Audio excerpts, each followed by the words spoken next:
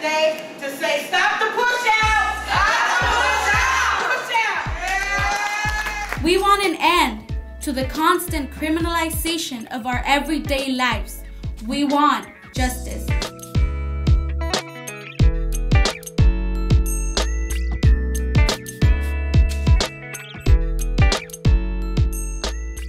In communities across the country, young people are being pushed out of school by zero tolerance, unwelcoming school environments, lack of resources, inadequate curricula, and other harmful disciplinary policies. Each year, over 3 million students are suspended and over 100,000 are expelled nationwide. Over 1 million students who start high school this year won't finish. Zero tolerance means that under no circumstances is a child to be spared from suspension, detention, and/or expulsion, even in the most minor of infractions. Due to these policies, I saw my fellow students pushed out of school and denied their rights to an education. There are more school police and probation officers on campus now than there are counselors, not only here in the LAUSD, but across the whole country. School administrators are making cops and metal detectors as much part of the school day as teachers and textbooks. And it's so hard to actually focus on my schoolwork when every time I look around, all I see is school safety officers and NYPD officers. That ain't right! It's not right! Punitive suspensions, expulsions, and policing in schools affect students of color, LGBTQ students, students with disabilities, and students from low-income communities at higher rates. As a result, these students are more likely to be pushed out of school and into the juvenile and criminal justice system and low-wage jobs.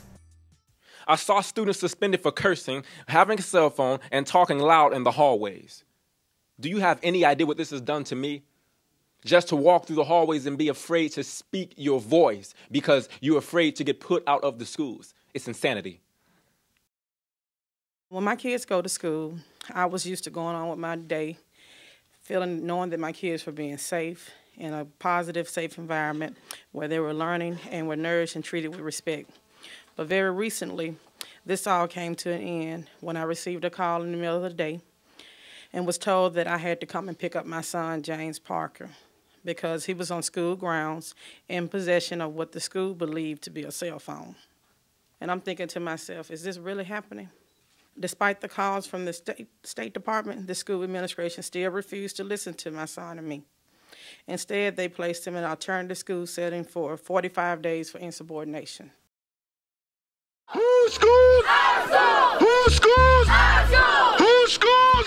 Students, parents, teachers, advocates, and community members around the country are taking action to end school pushout and ensure the human right of every young person to a quality education and to be treated with dignity.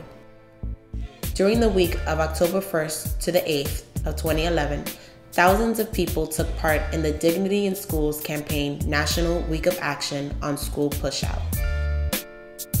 The National Week of Action kicked off on Saturday, October 1st, with events in 7 cities, including community forums on the school-to-prison pipeline in Boston, Massachusetts, and on improving graduation rates in Lawrenceville, Georgia, and a panel discussion on ensuring quality education for students in Oakland, California. As the week continued, more events were held in 14 states across the country. In Los Angeles, California, members of the Dignity in Schools campaign LA chapter hosted a Speak Out virtual rally with participants from Fresno, Oakland, Los Angeles, and Sacramento, joined by video conference featuring an art installation of school-to-prison pipeline testimonies. As students, we are taking a stance against the pre-prison conditions in our schools. This is our generation's fight against separate and unequal education. On October 5th, in Denver, Colorado, Padres y Jóvenes Unidos held a press conference at the state capitol to launch their 100 Days of Colorado Stories campaign. Before being suspended, I was an honor student and I was involved in many extracurricular activities, including student council. Since then, my grades have declined and my teachers tell me that I am a troublemaker. In Chicago, Kofi, Power Pact, and Westtown Leadership United hosted a bilingual parent-to-parent training on restorative justice in Chicago public schools. All of us are conservative about our young people, and we don't want them punished. We want them nurtured, and we want them cared for, and we want them to learn how to get it. In New Orleans, families and friends of Louisiana incarcerated children and other local organizations hosted a community circle of hope, an evening of deep listening and conversation to develop solutions for reducing suspensions and expulsions. Members of the Dignity in Schools Campaign New York chapter rallied at City Hall Park to demand an end to rising suspension rates and over-policing in schools, and to call for positive alternatives.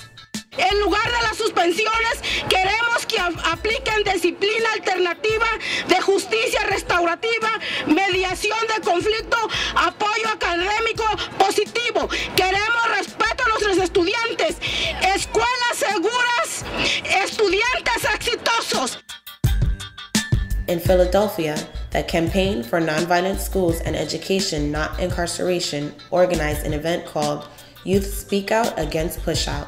Students talked about the ways that lack of resources and harsh disciplinary policies impact students' right to education. Kids start to fall back. They start to feel as though there's no need for it if they don't have the certain supplies that they need. Kids will start dropping out because there's teachers there that are not willing to help them. Kids going to feel as though they're not getting the help they need and will feel as though that they're going to drop out. On October 4th in Mississippi, the Nolie Jenkins Family Center held a Know Your Rights trainings for youth, and the Mississippi Coalition for the Prevention of Schoolhouse to Jailhouse and the Macomb Youth Council, NAACP, hosted a community roundtable. You all are not our tomorrow. You all are our today for our tomorrow. On October 5th, in Washington, D.C., the Dignity in Schools campaign co-hosted a press conference for the release of the report, Discipline Policies, Successful Schools, and Racial Justice, published by the National Education Policy Center. This approach to immediately suspend or expel any and all students for the most minor of offenses does not provide a teachable moment. Instead, it perpetuates a sense of guilt and alienation, and furthermore, holding back or kicking young people out and denying them an education perpetuates the criminalization of youth. What this experience with my son has taught me is that these zero-tolerance disciplinary policies are not fair, and they only violate our children's rights and dignities. But they also dehumanize the schools, making them feel more like a prison and less like a second home. Throughout the week of action, events were also held in Florida, Maryland, Missouri, North Carolina, and Oregon. Together, we can end school pushout by promoting positive alternatives to a culture of zero tolerance, punishment, and removal in our schools. We, the members of Dignity in School campaigns, are here to say that our demands must be met in order to help end the pushout crisis and the criminalization of the youth of color. Education with Dignity recognizes the school as a community and education as a human right, not just a cycle of tests and punishments. The students have to go to other students so they can go to resources outside of the school that are not helping them on the inside of the school, so they can address this issue, because the administrators are ignoring their voices and oppressing them and forcing them to remain quiet and not speak against the rules that they don't think are just. We want to make systemic changes, changes that don't just last for a short time, but that can last for generations and generations. If the school system allows the parents to have their voice in the school system, being able to come together as a group to work together, not work against each other, then we can create a better environment for the kids. We want these changes that are being made to go all the way to Sacramento, to Washington, and to be applied at every single school of this country. Pushed out, never gave you a chance, and they told you to fight, but tied your hands.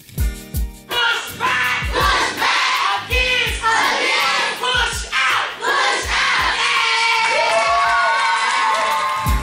Pushed out, never gave you a chance, and they told you to fight, but tied your hands.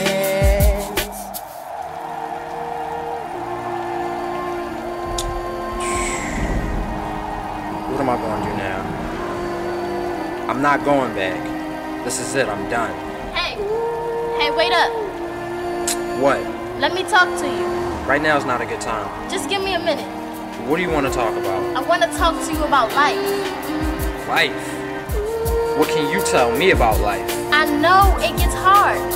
I'm not trying to hear that. It's not over. Don't give up. I'm not going back. I know things aren't perfect. They don't go as planned. Don't let that pull you down. You are what the world needs to see. The voice they need to hear. Are you finished? What do you call a student that has been set up to fail? What do they do to get placed on this fast track to jail? You call him another statistic trapped in this game of cannibalistic gunshots that scream out when he breathes by your window. And you learn to dive low. It's not only gunshots, but stereotypes seek to penetrate your fragile mental. Stories untold.